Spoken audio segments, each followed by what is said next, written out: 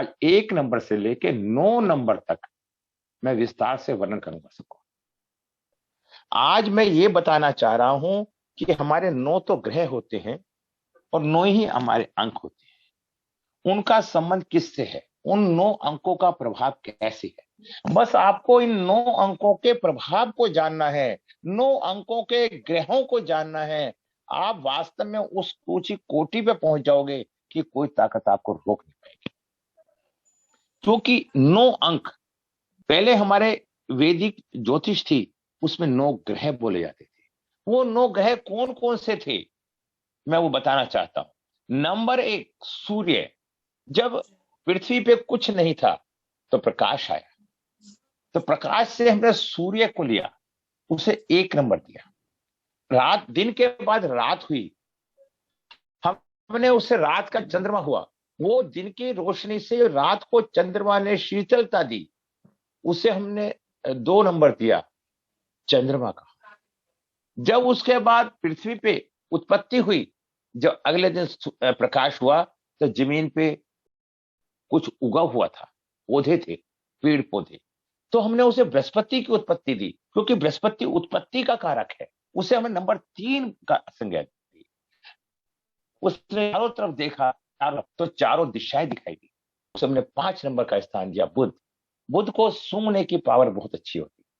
उसके बाद जब पति भी हो गया, पत्नी भी हो गई, राजा हो गया, रानी हो गई, तो उनके अंदर एक अट्रैक्शन की भावना उत्पन्न हुई और सहयोग का भावना हुआ, तो उसे हमने 6 नंबर दिया, शुक्र दिया। जब शुक्र अट्रैक्शन हुआ तो उसके अंदर एक परिवार बना, जो परिवार बना उसे हमने 7 नंबर दिया। 7 नंबर केतु परिवार का कारक है। फिर हमने क्या देखा, जब परिवार हो गया तो लड़ाई झगड़े होने लगे, तो राजा ने न्याय करने के लिए कुछ चीज निर्धारित करी, उसे हमने शनि का नाम दिया, 8 नंबर। जब शनि न्यायप्रिय ग्रह का विकास हो गया, तो उसको संभालने के लिए, उसकी व्यवस्था पालने के लिए हमने 9 नंबर को स्थान दिया, बल का दिया, तो सेनापति। पहला नहीं नंबर सर। सूर्य का, दूसरा चंद्रमा का, और तीसरा गुरु का, चौथा राहु का, 5वां बुध का, छठा शुक्र का, 7वां केतु का, 8वां शनि का और 9वां मंगल। ये 9 ग्रह हुए। अब हमने ये सोचा 9 ग्रह तो हमने दे दिए, हर ग्रह का क्या क्या काम है ये जानने के लिए हमने थोड़ा सा प्रयास किया। तो मैं बताता हूं हर ग्रह का क्या क्या काम। उसके अंदर देखिए, जैसे 1 तारीख, 9 तारीख, 28 तारीख, इन तारीखों में जिनके तत्व जन्म होगा, वो सूर्य, वाटर एलिमेंट, सूर्य ग्रहों का राजा है। उसमें क्या क्या नेचर होता है। देखो, ज्योतिष से हम नेचरों को पढ़ते हैं। हम किसी के व्यक्ति के बारे में जानने से क्या होता है, हम उसका नेचर को जान जाते हैं। ऐसा जातक आत्मविश्वासी होता है, रचनात्मक होता है, आविष्कारक होता है, आत्मनिर्भर होता है, सीधा होता है, छल कपट नहीं होती। ऐसा जातक लीडर माना जाता है, सेवा में ऊंचा स्थान प्राप्त करता है, क्योंकि राजा को ऊपर का स्थान मिलता है। दूसरों के साथ आसानी से घुलता मिलता नहीं है, आसानी से दोस्त भी बना लेता है। यह अलग तरीके से काम, इसके काम करने का तरीका बिल्कुल अलग होता है। जातकों का इनकम अच्छी होती है, उसकी स्थिति अच्छी व मजबूत पाई जाती है। लाइफ में सक्सेस, गुड एडमिनिस्ट्रेशन, इंडिपेंडेंट होता है। प्रोफेशनल लाइफ में अच्छा होगा, अच्छा सेटलमेंट होगा, अथॉरिटी का नेचर होगा, खुद भी उत्साहित होगा और मोटिवेट रखेगा, दूसरों को भी उत्साहित करेगा। ऐसा जातक गुस्से वाला होगा, जातक खुद को सप्रिय समझेगा। ऐसे जातक का नाम रुतबा होगा। नेत्र की गुणवत्ता, आधिकारिक व्यक्तित्व सही होगी, अच्छा विचारक होगा, योजना करता होगा, सक्रिय होगा, प्लानिंग बनाने वाला होगा, कर्मवादी होगा, किसी से दबकर न बंध कर नहीं रह सकता। अब मैंने आपको सूर्य के बारे में, 1 नंबर के बारे में, 1 नंबर के नेचर के बारे में मैंने आपको काफी कुछ बताया। इससे आपको काफी अच्छा ज्ञान हो गया होगा, जिससे आपको जानने में आसानी होगी। वाटर एलिमेंट, इसकी तारीखें 1, 10, 19, 28 तारीख में जिनका जन्म होता है उनका मूल्यांक 1 होता है। स्वामी ग्रह सूर्य होता है, राशि सिंह होती है, ठीक है। मित्र मूल्यांक 2, 3, 7, 9, शत्रु मूल्यांक 8 होता है। शुभ वर्ष 1, 10, 19, 28, 37, 46, 55, 64, 73, 82। शुभ रतन मानिक, भाग्य रतन मूंगा, अनुकूल देवता सूर्य, धातु होती है सोना और तांबा, शुभ रंग होता है लाल सुनहरा पीला, दिशा होती है पूर्व। इस तरह से दान हमें, कोई अगर किसी का सूर्य मिस है तो हमें दान कुछ करना होता है, तो उसे क्या करना होता है? उसे दान में गुड़, केसर, गेहूं, मसूर की दाल, घी, लाल वस्त्र, सोना, माणिक्य। दोस्तों, ये सारे के सारे गुण एक नंबर में पाए जाते हैं, और किसी कारण से किसी व्यक्ति के पास एक नंबर मिस है, एक नंबर मिस है, तो इसका उल्टा हो जाता है, उसका कॉन्फिडेंस लेवल डाउन हो जाता है। मतलब फिर इस तरह सारे विपरीत बातें होती हैं। ये मैं आगे पढ़ाऊंगा। अब मैं आपको बताता हूं 2 नंबर। अब मैं आपको बताना चाहता हूं 2 नंबर। 2 नंबर, अभी हमने सूर्य बताया, प्रकाश, उजाला। एक्चुअल में वैदिक की जरूरत क्यों पड़ती है, वैदिक को जानने के लिए क्यों? अब देखो, यहां प्रकाश तो हमने समझ लिया, लेकिन जहां पे भी एक नंबर मौजूद होगा, सूर्य होगा, वहां प्रकाश होगा या नहीं होगा?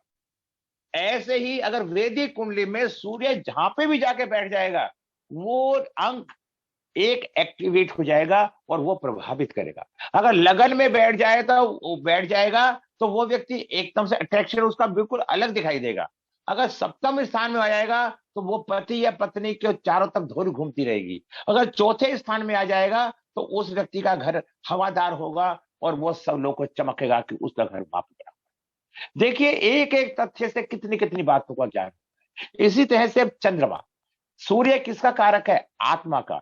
मैं जो आपको पढ़ा रहा हूं, ये लोशो ही नहीं, वैदिक निमोलॉजी का सार समझा रहा हूं। आप समझने का प्रयास कीजिए। ऐसे ही क्या है 2 नंबर? चंद्रमा। चंद्रमा क्या है? Earth element. इसकी 2/11/29 तारीख जो होती है। अब जो फीमेल का नेचर होता है, वो जो चंद्रमा प्रधान व्यक्ति होंगे, उनके अंदर वैसा नेचर पाया जाएगा, सहनशीलता का नेचर पाया जाएगा, त्याग की भावना पाई जाएंगी। ये सब चीज आदमी कहीं सीखता नहीं है। मैंने पहले भी समझाया था, ये कहीं सीखता नहीं है, ईश्वर ये सब चीज दे के भेजता है। एक में त्याग का भावना होती है, एक में लेने की भावना होती है, एक में छीनने की भावना होती है, एक में तो नुकसान करने की भावना होती है। ये सारे के सारे ईश्वर ने नेचर दे के भेजे हैं।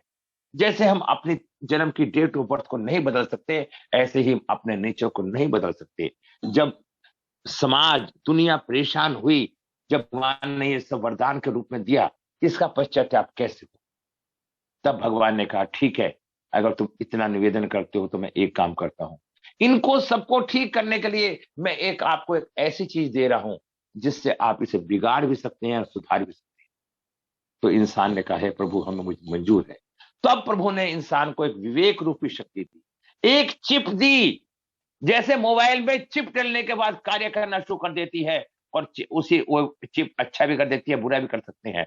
ऐसे ही हमारे इंसान को ईश्वर ने दिमाग रूपी शक्ति दी, विवेक दिया, जिससे हम हर कार्य को अच्छा और बुरा कर सकते हैं। बुरे से हम अच्छे ही बन सकते हैं और अच्छे से हम बुरे ही बन सकते हैं। अब ये सोचना आपको है कि आप अच्छा बनना चाहते हैं, बुरा। देखिए, इसका संबंध किससे होता है? मन से, चंद्रमा से। चंद्रमा मन को, जातक चंद्रमा मन का कारक है। आप अपने दिमाग को जहां भी लगा लेंगे, जिस भी रूप में लगा लेंगे, वैसे ही आपको अच्छा दिखेगा। क्योंकि अगर आपकी सोच मजबूत होगी, आपकी सोच मजबूत होगी तो आप अच्छा सोचेंगे। अगर आपकी सोच कमजोर होगी तो आप बुरा सोचेंगे। सोचने के तरीके से ही आप अच्छे बन जाएंगे और सोचने के तरीके से ही आप बुरे बन जाएंगे। तरीका सिर्फ सोचने का है, बस। तो 2 नंबर किसका हुआ? चंद्रमा मन की चंचलता करता है। ऐसे जातक की कल्पना शक्ति बहुत ज्यादा होती है और बहुत भावुक होता है। जातक योजना बनाने में माहिर होता है, राजनायक राजनीतिक होता है। चंद्रमा स्वामी होने के कारण जातक के नारी स्वभाव वाले लक्षण पाए जाते हैं। लाइफ में अप एंड डाउन होता है, कृष्ण पक्ष शुक्ल पक्ष जैसे होते हैं। ऐसे ही आदमी 15 दिन अच्छा, 15 दिन बुरा।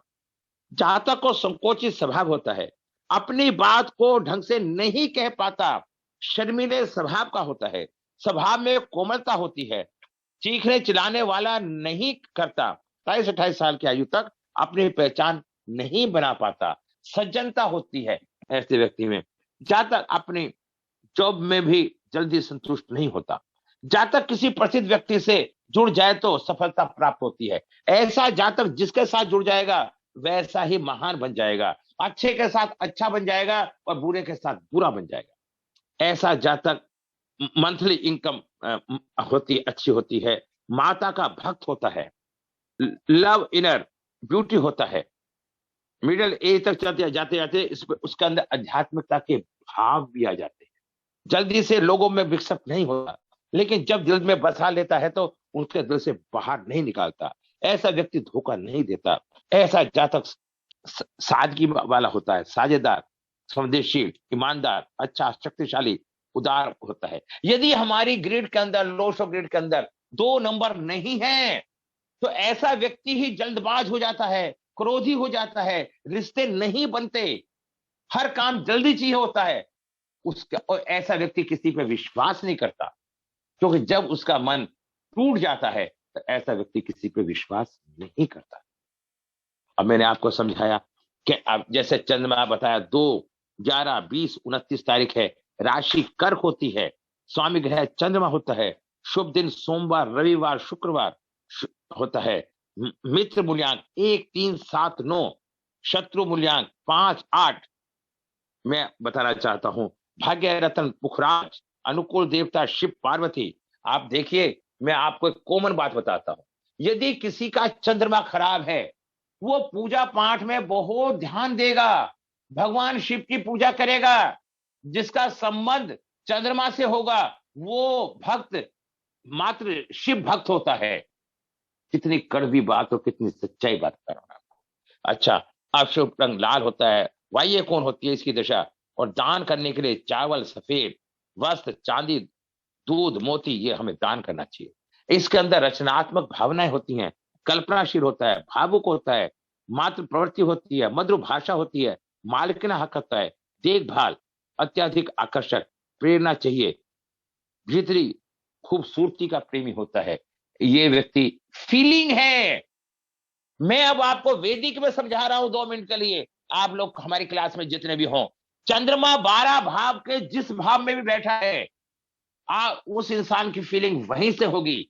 यदि चंद्रमा चौथे स्थान में बैठा है तो आप लोगों ने कई ऐसे रिश्ते देखे होंगे, बहुएं कहती हैं कि लड़का मात्र भक्त है, मां के पूछे बिना कुछ करता ही नहीं। तो ये वो लोग होते हैं जहां चंद्रमा जब चौथे स्थान में बैठा है। और यदि किसी का चंद्रमा पंचम स्थान में बैठ जाता है, ऐसे व्यक्ति संसार में कुछ करने के लिए आते हैं, ईश्वर उन्हें भेजता है, और ऐसे व्यक्ति के बच्चे अपने माँ बाप का नाम रोशन करते हैं। ये बातें आपको कहीं नहीं मिलेंगी। अब 3 नंबर, गुरु। गुरु क्या है? उत्पत्ति हुई, उत्पत्ति कौन करता है, ज्ञान कौन देता है? गुरु। गुरु तत्व, वुड एलिमेंट। आज आपको एक नई बात और बताता हूं लोशो के अंदर। देखिए, मैं हर बार आदमी को अलग तरीके से ही बताता हूं। अगर किसी के पास 3 नंबर नहीं है, गुरु का प्रभाव नहीं है, उसे अपने परिवार के बड़े बुजुर्गों का, भाई बंधुओं को सहयोग में कमी रहेगी, वो 3 नंबर है तो ये सारे के सारे रिश्ते निखरते रहेंगे। ऐसा व्यक्ति के पास धन की स्थिति अच्छी रहेगी, धन कमाएगा, 3 नंबर का किसी के पास है तो। ये अंक ज्ञान का भंडार और बेस्ट सपोर्टिंग नंबर है। जातक को परिवार और समाज का पूर्ण सहयोग मिलता है, व्यापार भी अच्छा होता है, व्यापारिक इस नंबर को भगवान का आशीर्वाद होता है।